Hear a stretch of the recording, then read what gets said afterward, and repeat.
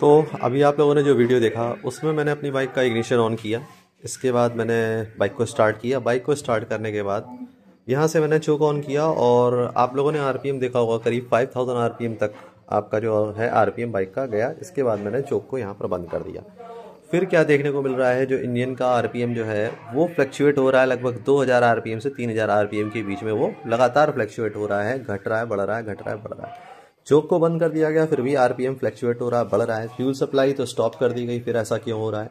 फिर मैं क्या करता हूँ, यहाँ से एक्सीलरेटर लेता हूँ और एक्सीलरेटर लेने के बाद जब मैं एक्सीलरेटर डाउन करता हूँ तो आप लोग क्या देखते हैं कि वो जो फ्लक्चुएशन हो रहा था वो बंद हो जाता है और बाइक जो है आरपीएम धीरे धीरे उसी पोजीशन पर आ जाता है जिस पर कि उसको सेट किया गया है। और क्योंकि अभी बाइक गर्म नहीं है तो वो बंद हो जाती है।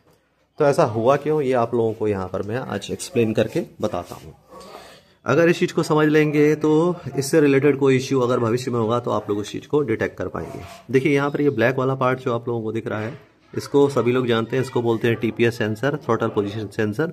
काम कैसे करता है, थ्रोटल की पोजीशन को सेंस करके ये उसकी रीडिंग हमारे ईसीयू को भेजता है जो हमारे सीडीआई यूनिट वगैरह से जुड़ा हुआ होता है या उसी में होता है। और वहाँ से वो यूनिट जो है उस फ्यूल सप्लाई को डिटेक्ट करके स्पार्क के अमाउंट में और टाइमिंग जो होता है दोनों में बदलाव करके एफिशिएंट जो हमारी फ्यूल को बर्न करने के लिए, इग्निशन को इम्प्रूव करने के लिए जो सबसे बेस्ट जो हमारा एक टाइमिंग चाहिए होती है या जो हमारा एक लेवल चाहिए होता है उसको प्रोवाइड कराता है। अब जब हम चोक को ऑन करते हैं तो क्या होता है, फ्यूल सप्लाई, क्योंकि थ्रोटल अपनी पोजीशन पर स्टेबल है, उसमें कोई बदलाव नहीं आ रहा है, लेकिन फ्यूल सप्लाई इंजन में जा रही है। अब फ्यूल सप्लाई जब इंजन में जाती है तो स्पार्क उसको जलाता है। अब स्पार्क क्योंकि आपका आ रहा है कॉइल से और कॉइल का कनेक्शन सीधे सीडीआई यूनिट से है यानी हमारे ईसीयू से है, तो उसको ये सिग्नल मिलता है कि इंजन में फ्यूल की सप्लाई बढ़ी हुई है। तो उसको बेहतर तरीके से चलाने के लिए स्पार्क के अमाउंट को बढ़ाता है, टाइमिंग में बदलाव लाता है। लेकिन अब क्योंकि ये रीडिंग हमारे थ्रोटल पोजीशन सेंसर से नहीं जा रही थी, तो जब हम चोक को बंद कर देते हैं तो हमारे ईसीयू को अभी फिलहाल कोई हमारे क्या कहते हैं वापस से नई रीडिंग नहीं मिलती है। वापस से नई रीडिंग नहीं मिलती है तो वही पुरानी टाइमिंग और स्पार्क वो इंजन में प्रोवाइड कराता रहता है।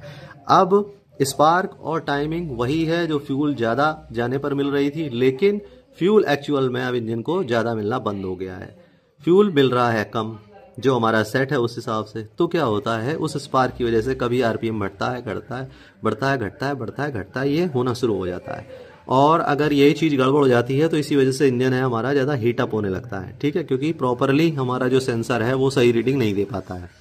अब जब वापस मैं एक्सेलरेट करता हूं तो क्या होता है, यहाँ से टीपीएस सेंसर से सही रीडिंग वापस से हमारे ईसीयू को जाती है, वो तुरंत हमारे इग्निशन टाइमिंग में और इग्निशन अमाउंट में, स्पार्क अमाउंट में बदलाव ले आता है, जिससे वापस हमारा जो आरपीएम है वो हमारा वापस अपनी पोजीशन पर जो था पहले उसी पोजीशन पर आ जाता है।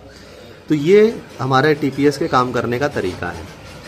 अब इसमें एक बात याद रखिएगा, ये टीपीएस सेंसर है, इसको गलती से कभी भी छेड़िएगा नहीं, क्योंकि ये प्री कैलिब्रेटेड होता है, कंपनी से फिटेड होता है। हालांकि इसका कैलिब्रेशन कैसे करते हैं वो मैं आप लोगों को एक वीडियो में ज़रूर बताऊंगा, लेकिन तब तक के लिए याद रखिएगा, ना तो इसको कोई साफ़ सफाई की आवश्यकता होती है, ना इसको छेड़ना चाहिए, इसको टच मत करिएगा, नहीं तो आपका बाइक का जो बिल्कुल चलाने का, एक चलने का जो एक चार्म है वो चला जाएगा, जब तक कि वापस से आप इसको सही से सेट नहीं कर पाएंगे।